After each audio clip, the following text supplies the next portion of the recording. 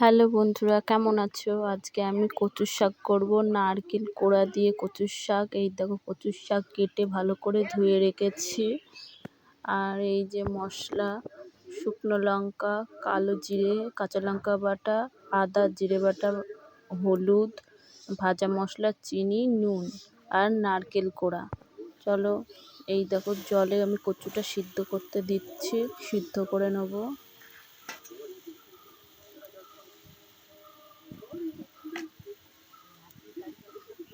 ভালো করে সিদ্ধ করে নেব। লবণ দিয়ে সিদ্ধ করব। লবণ দিয়ে দিয়েছি।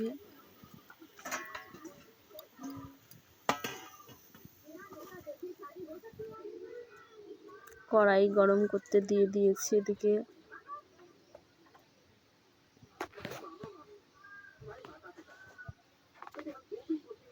তেলটা ভালো করে গরম করে লঙ্কা ফোড়ন দিয়ে দিয়েছি। কালো জিরে ফোড়ন দিচ্ছি।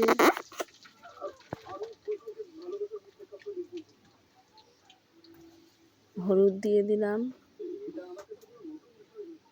এবার একে একে সব মশলা দিয়ে দেব। আদা জিরে বাটা একসাথে বাটা আছে। কাঁচা লঙ্কা বাটা,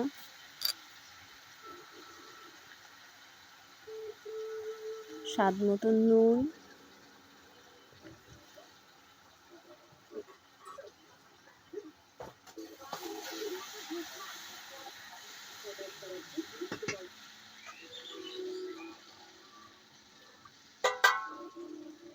নারকেল কোড়াটা দিয়ে দেবো।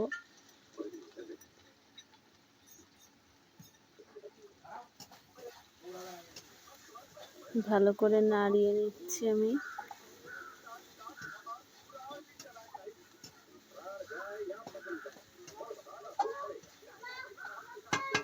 একটু কচুর শাক সিদ্ধ করে রাখা ছিল, সেইটা দিয়ে দেবো।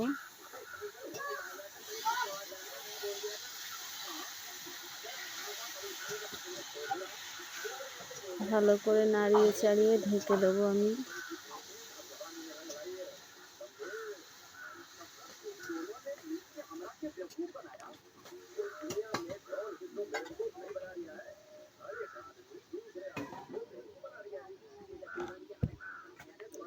পনেরো মিনিট পরে আবার দেখবো কচুর শাকটা কেমন হয়েছে। এই দেখো,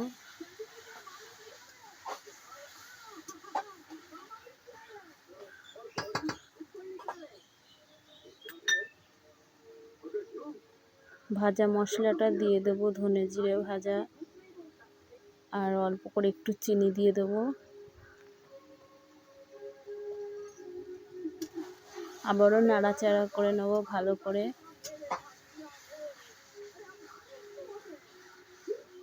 আমি একদম শুকনো করে, মানে ভেজা থাকবে না, একদম শুকনো করে নামিয়ে নেবো কচুর শাকটা। ভেজা রাখলে অতটা খেতে ভালো হয় না। দেখো, আমি নাড়াচাড়া করতে করতে একদম শুকিয়ে ফেলবো। একটু জল থাকবে না। এইভাবে কচু শাক রান্না করলে খুব ভালো লাগে খেতে। তোমরা বাড়িতে ট্রাই করবে, দেখবে ভালো লাগবে। এই দেখো, শুকিয়ে গেছে, আমি তুলে নেব। আর কমেন্টে নিশ্চয়ই জানাবে যে কেমন হয়েছে কচু শাকটা রান্না, নিরামিষ নারকেল কোড়া দিয়ে কচুর শাক। আর আমার চ্যানেলটাকে সাবস্ক্রাইব করতে ভুলবে না।